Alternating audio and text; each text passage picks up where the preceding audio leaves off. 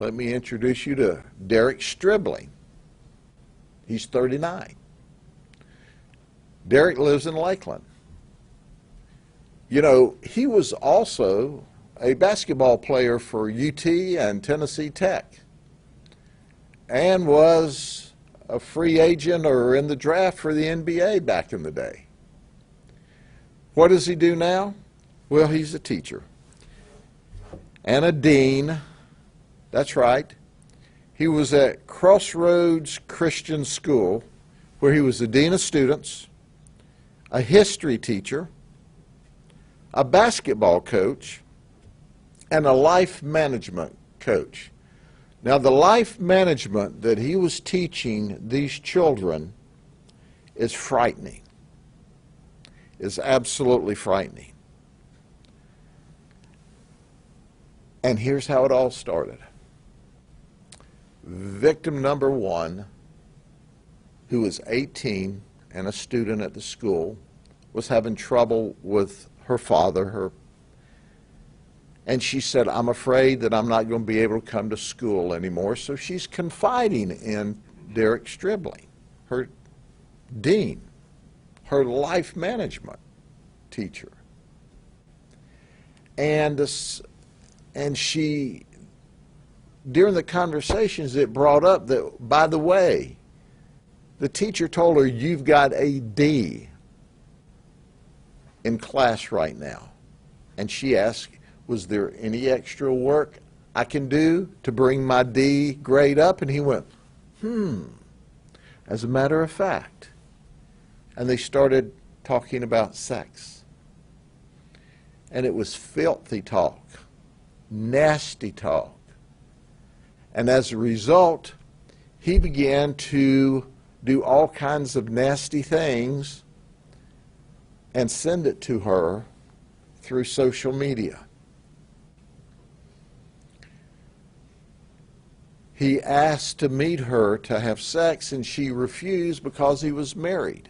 Did you hear what I said? He's married. He's a dean of students.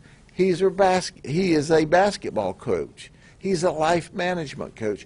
But this went on, and we were notified. We were notified. The principal learned of it, notified us, and we began an investigation. During the investigation, by the way, we learned that her D ended up an A. Isn't that amazing? So he used his position as her teacher and her low grade as the nexus, and they taught the nasty. So as this investigation is going on, victim one has backed out of having sex. He had arranged a date and time and location. But let me take you back to victim two. Victim two and victim one were talking. Victim two said when she was 14, she's now 16, 2 years ago, he did the same stuff with her. The nasty video clips, the inappropriate behavior, the sexual content. And on one occasion, now I'm not going to stutter here, the suspect kissed and fondled the 14-year-old at the school in the equipment closet about 2 years ago. So victim two and victim one are talking, and it's like, oh my gosh. Oh, by the way, victim two was on the basketball team at the time that he was coaching. We really, really, really fear there are other victims out there that were like this 16-year-old that were afraid, that didn't report it, that think, well, maybe I did some ha-ha, fun talk. No, that's not all right. He's in a position of authority over her and them. We truly believe, based on his pattern and conduct, there very well may be other victims, and we want to know about that. He is locked up right now in the county jail.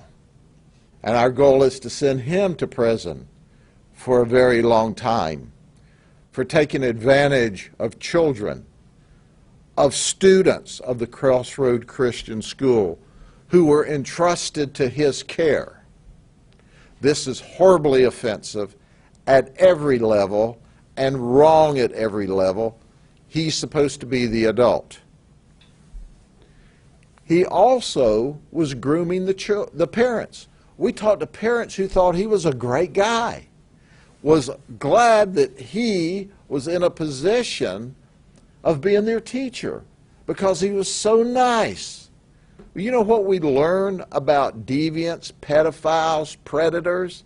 They have charisma, they have personality, they attach themselves to not only the victims but to the parents.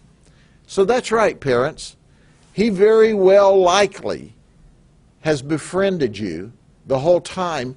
He can be sexually battering your child. We need to know. The parents need to have a conversation with their children to see if there are more victims. Please help us. This is a major ongoing investigation by our Special Victims Unit at this time. Are there any questions? Was he still working at the school up until his arrest? Yes, he was. He was suspended by the principal. Then the principal came to us the next morning after the suspension and notified the sheriff's office. You know, we've seen in these two cases that this has gone on or began 2-3 years ago. What does it say about how women who are being victimized like this can be intimidated to the point where it can take that amount of time? Well, they become embarrassed. They somehow blame themselves. Well, maybe my conversation or my lack of conversation or my lack of saying no makes me a participant. That's not true. So that's why we feel there's other young ladies who were groomed into doing things that's horribly embarrassing, so they're just going to absorb it and keep quiet. It'll come out years later if they don't deal with it now. So parents, if there are other victims, help your children deal with it now so we can deal with him now. We know there's at least 2, and if there's 2, why aren't there 3 or 4 or 5? He's worked there for a long time. He's had a lot of access to a lot of children. We've got to know. We want to help the children. We want to make sure they have the appropriate services because they're victims. They're child victims. And he is a bad man. He is a deviant. He is a pedophile and a deviant. How long had you worked at the school, do you know? I'm not sure right now. We can get that for you. Any other questions?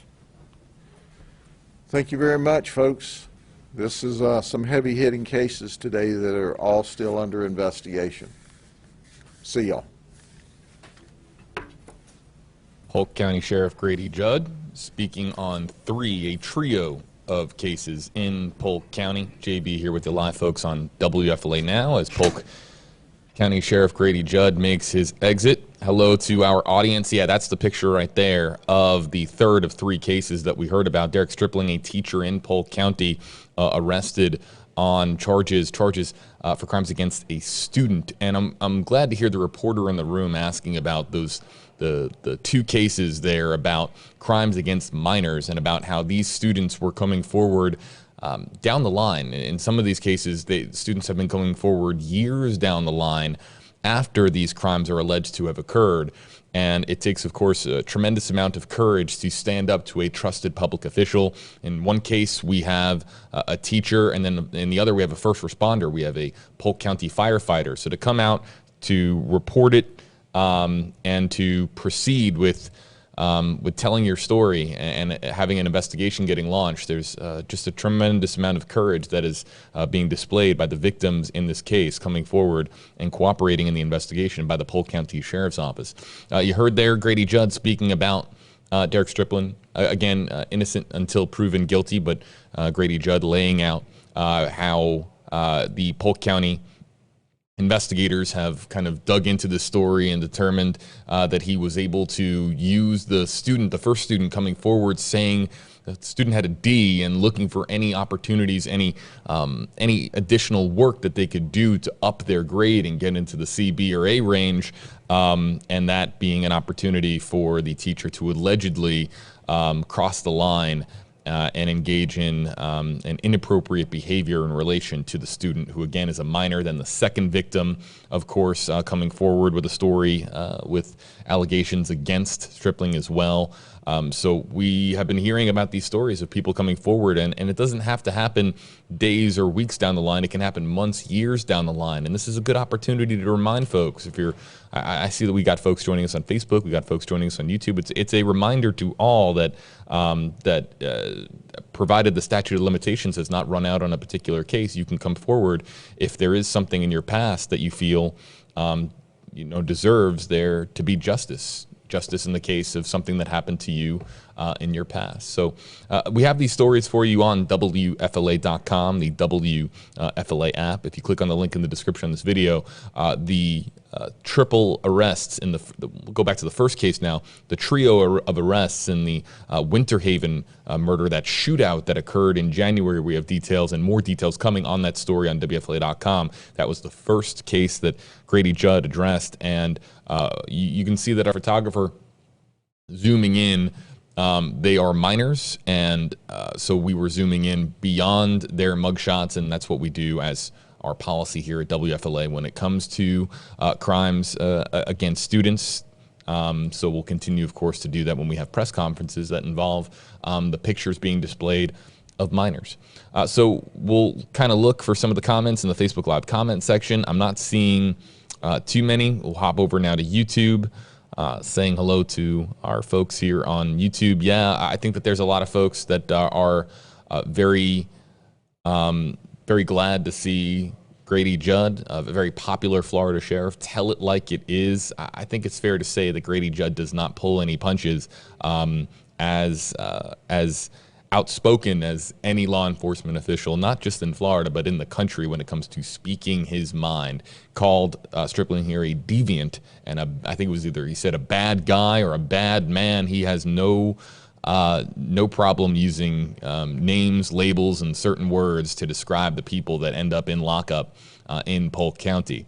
So folks, we'll continue to monitor the comment sections in the videos here on YouTube and on Facebook. We'll also, of course, be posting these stories on WFLA.com, the WFLA app. Keeping an eye here, too, on our feeds. We've got a lot going on. Sun and Fun is happening right now. Of course, an air show here in the Tampa Bay area. A space launch, of course, occurring as well. Governor Ron DeSantis is speaking. We've had Polk County Sheriff Grady Judd, first female manager in baseball, that of course the Tampa Tarpons introducing their manager today and holding a press conference for her, a great moment for baseball. So a lot going on. You can of course visit WFLA.com, the WFLA app, for the very latest. We got a lot to get to. We'll be back on stream with more stories, with the biggest stories, biggest headlines in Florida as they become available. I'll see you folks, and I'll be checking out my social media too. WFLA-JB, Facebook, Twitter, and Instagram. If we're not back live at some point today, to everybody out there, have a terrific, safe, healthy, wonderful weekend.